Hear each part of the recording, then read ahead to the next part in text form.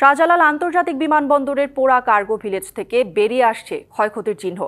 ঘটনাস্থল পরিদর্শন করে বাণিজ্য ও বেসামরিক বিমান পরিবহন উপদেষ্টা বলেছেন, ক্ষয়ক্ষতির পরিমাণ জানার চেষ্টা করছে সরকার।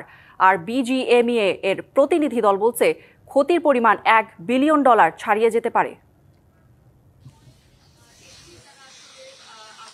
শনিবারের আগুনের ভয়াবহতার পর রবিবার দিনের আলোতে বেরিয়ে আসতে শুরু করেছে ধ্বংসস্তূপ। কার্গো ভিলেজে চলছে তল্লাশি কার্যক্রম।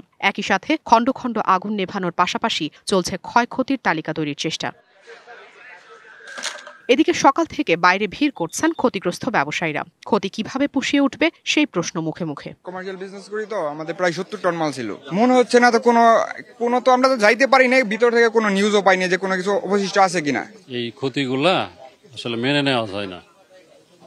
ব্যবস্থাপনায় ত্রুটি ছিল বিধায় এই অগ্নিকাণ্ড আমি মনে করি। না, যাত্রী চলাচলে এটা কোনো প্রভাব পড়ে নাই। আমরা সঠিকভাবে দায়িত্ব পালন করতেছি। আগুন লাগার পর থেকে আমরা যারা আনসাররা আছি পর্যাপ্ত নিরাপত্তা দিতেছি। তো এখন পর্যন্ত কোনো বিশৃঙ্খলা হয় নাই। আগুনের মাধ্যমে কোনো সমস্যা হয়েছে না। আমার পরে ঠিক টাইমে ছেড়ে যাবে, 45 মিনিটে ছেড়ে যাবে।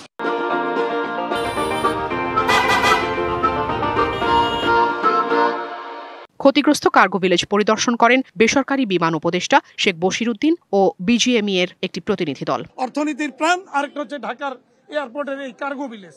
এরকম গুরুত্বপূর্ণ দুইটা জায়গা যদি এরকম অরক্ষিত থাকে, তাহলে আমাদের আর নিরাপত্তা বা দেশের অর্থ সম্পদ বলেন, অর্থনীতি বলেন, কোথায় ভরসা রাখতে পারে। আমাদের একটা ইন্টারমিনিস্ট্রিয়াল মিটিং ডাকা হয়েছে আমাদের করণীয় নির্দিষ্ট করার জন্য।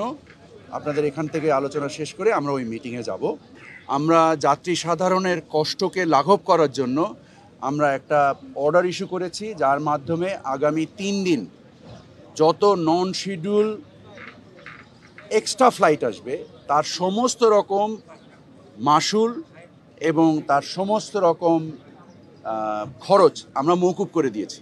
রবিবার সকাল থেকে নির্ধারিত সময়েই ছেড়ে যাচ্ছে অধিকাংশ ফ্লাইট। অগ্নি দুর্ঘটনার খবরে অনেকে সময়ের আগেই চলে এসেছেন বিমানবন্দরে। শনিবার রাতের ঘটনার কারণ অনুসন্ধান ও দায়িত্ব নির্ধারণে 7 সদস্যের তদন্ত কমিটি গঠন করেছে বিমান বাংলাদেশ এয়ারলাইন্স। কমিটিকে 5 কর্মদিবসের মধ্যে প্রতিবেদন জমা দিতে বলা হয়েছে। Afrin Anwar, DBC news, Dhaka.